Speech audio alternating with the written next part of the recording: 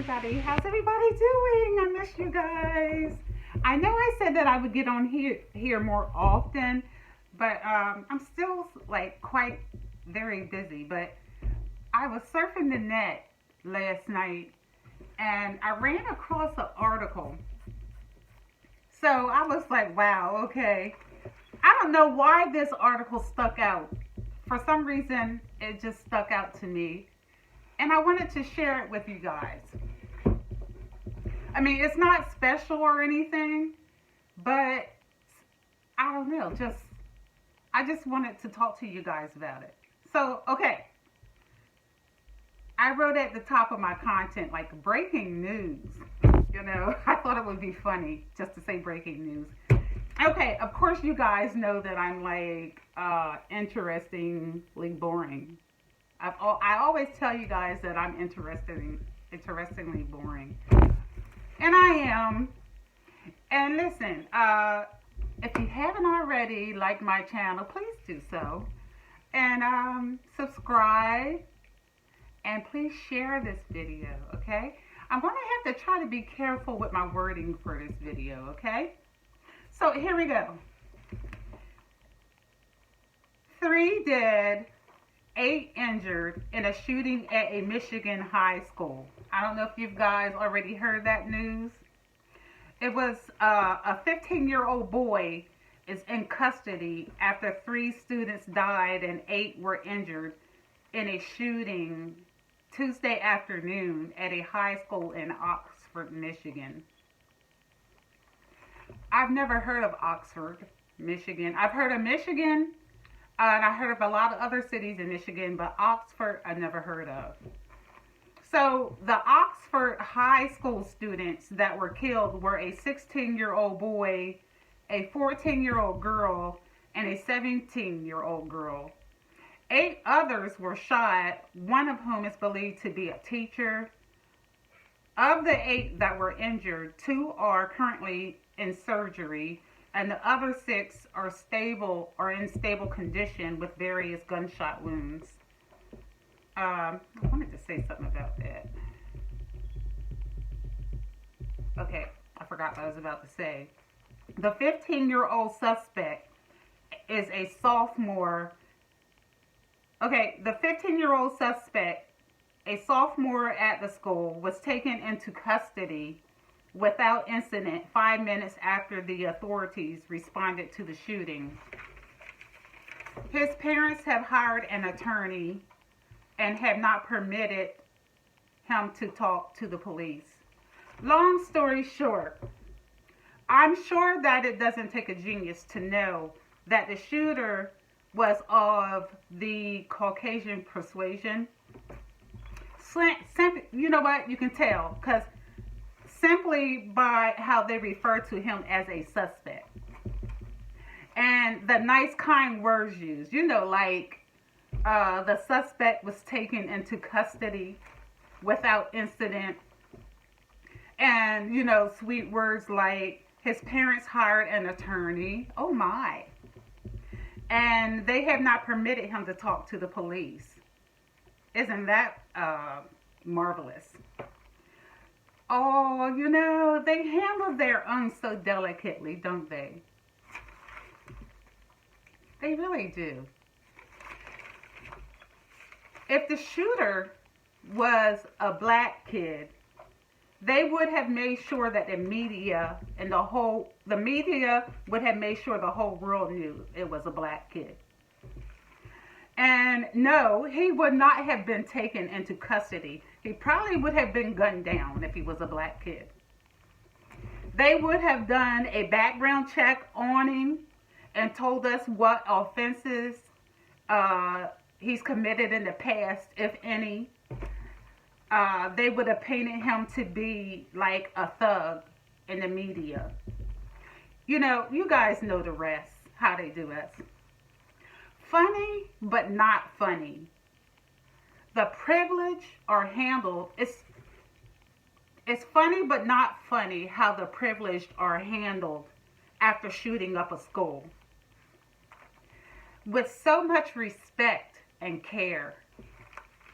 Now, this kid just shot up a school, killed people, and they took him into custody without incident. I mean, how the hell does that sound?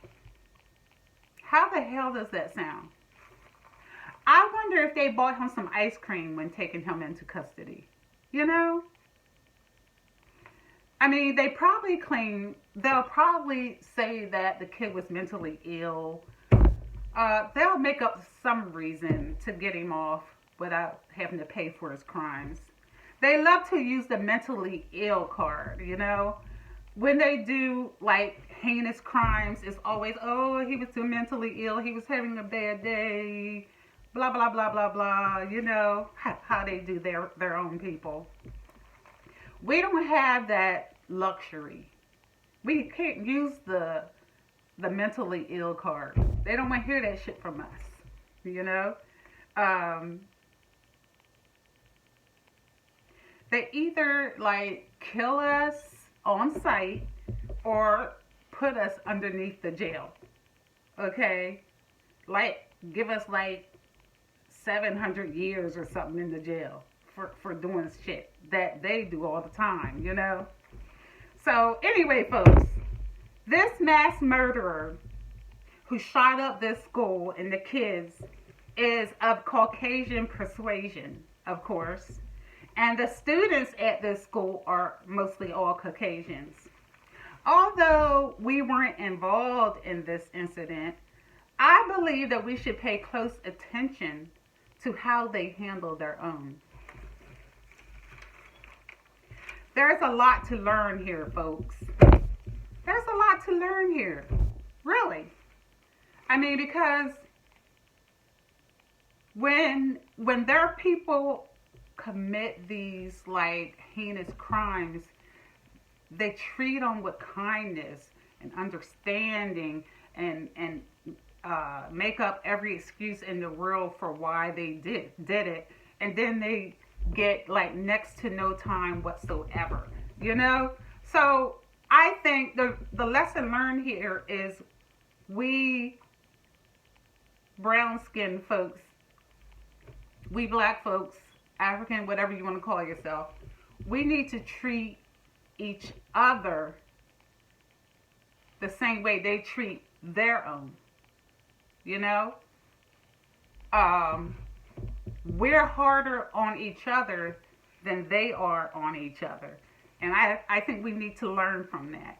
You know, we need to be more kinder to each other. Even those of us who commit crimes and stuff like that, I noticed that we dog them out, you know? We dog them out real bad, and we need to stop doing that. We need to stand behind them, you know? Now, there are certain crimes that my people commit that I won't stand behind them. And if it's anything involving children, you know, I can't stand behind my brothers and sisters on that if it's anything involving children. But now, I'm a little women as well. I have to throw women in there, you know. But, you know, all of our black lives are special, you know. But I just can't rock with you if you hurt a child. I can't rock with you on that. But every other crime, I can probably, you know, give you some ice cream for it, or, you know, treat you with kid gloves like they do their own, you know. But yeah, that's the lesson. That's the lesson that I want y'all to learn here is don't go so hard against our people, each other, when crimes are committed by us, okay? Try to find a way to make it not okay, but treat them with kindness and respect. And let's not get on the internet and talk real bad and big shit about them like the way they do us. Let's not call each other thugs and stuff like that.